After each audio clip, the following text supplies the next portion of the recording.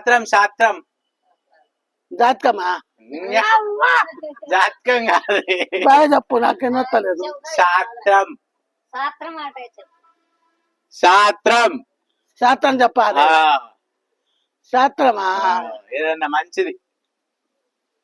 ఇగో ఒక తల్లి ఇద్దరు కొడుకులు, పెద్ద కొడుకు పెళ్లి అవుతుంది, చిన్న కొడుకు పెళ్లి కాదు, అమాయకుడు. నా లెక్క.